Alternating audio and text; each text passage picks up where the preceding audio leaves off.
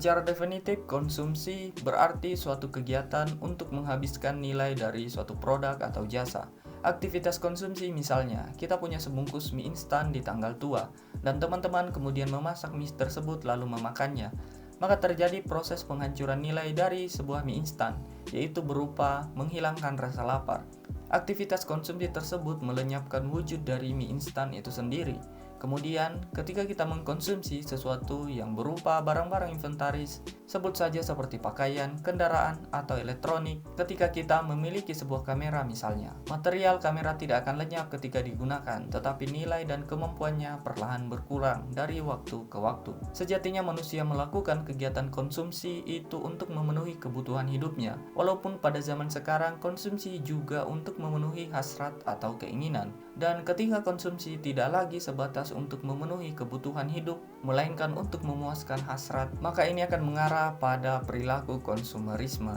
Nah, paham konsumerisme itu sendiri menurut Zygmunt Bauman bahwa konsumerisme adalah kondisi di mana seseorang membeli berbagai barang atau jasa bukan untuk memenuhi kebutuhannya, melainkan untuk memuaskan hasrat mengkonsumsi. Nah, menurut Jean-Paul Dillard bahwa konsumerisme berakar pada ide tentang kebahagiaan, dan hal ini menjadi acuan dasar masyarakat dalam mengkonsumsi. Jika kehidupan ini dibedah menggunakan kacamata ekonomi, maka secara umum aktivitas konsumsi terbagi dua, yaitu konsumsi barang material dan konsumsi non-material. Konsumsi material itu berarti segala aktivitas konsumsi pada hal-hal yang berwujud berupa materi seperti sandang, pangan, dan papan. Sedangkan konsumsi non-material itu berarti segala aktivitas konsumsi yang tidak melibatkan material secara langsung. Misalkan proses berpikir seseorang yang memunculkan ide secara berulang-ulang, maka orang tersebut telah melakukan konsumsi. Atau misalkan saja ketika seseorang berfantasi terhadap hal tertentu secara berulang-ulang, bisa berupa membayangkan rumah impian atau perempuan cantik, maka sebenarnya orang tersebut telah melakukan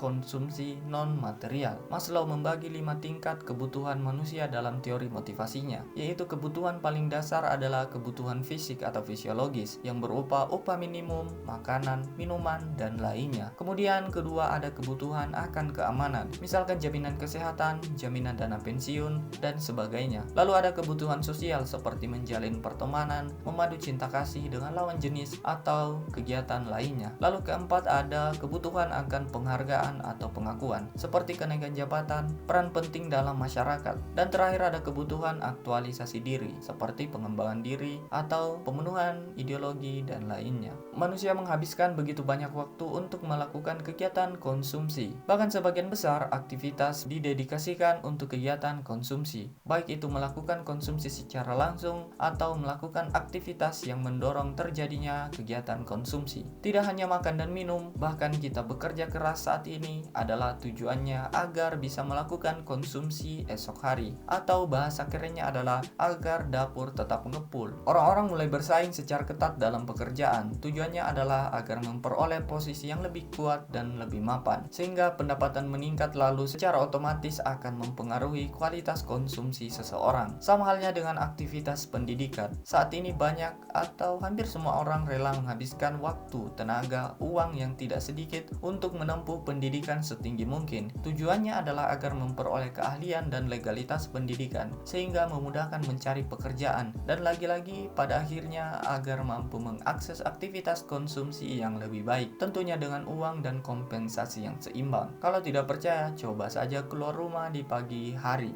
Kamu akan melihat tukang sayur, ibu-ibu belanja, tukang ojek, pedagang keliling, dan lainnya. Apa yang mereka lakukan? Tukang sayur berjualan agar ia memperoleh uang untuk membiayai kehidupan anak dan istrinya. Kemudian ada ibu-ibu belanja untuk memenuhi kebutuhan dapur agar bisa memasak sarapan untuk orang di rumahnya. Lalu ada tukang ojek yang bekerja untuk memperoleh uang.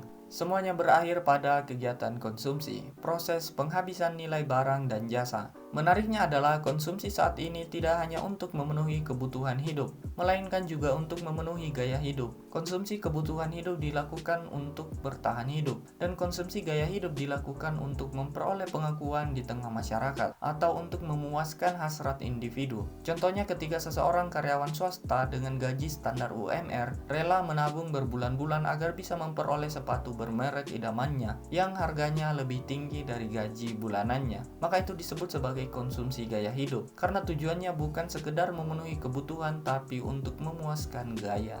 Bayangkan misalkan jika uang jutaan rupiah hanya untuk membeli sepatu idaman yang nyaman dan bermerek tentunya. Padahal dengan uang yang sama, kita bisa membeli lebih dari sepasang sepatu yang nyaman dan kualitas sama, tetapi merek tidak terkenal. Dan pada kasus ini, apa yang dibeli bukan lagi sepatunya, melainkan mereknya, brand, citra, dan prestisius. Manusia punya kecenderungan untuk tampil lebih daripada orang yang ada di sekelilingnya, baik itu dalam konteks pemikiran, penampilan, atau keuangan. Ketika kita berbicara soal produksi, maka toko Karl Marx menjadi pembahasan yang menarik. Sebaliknya, jika kita membedah soal konsumsi, maka Jean-Paul Dillard adalah toko yang harus dikaji. Ada beberapa istilah-istilah penting dalam Jean-Paul Dillard, antara lain adalah konsumsi simbol, hiperrealitas, sampah visual, distingsi, drugstore, dan simulakra.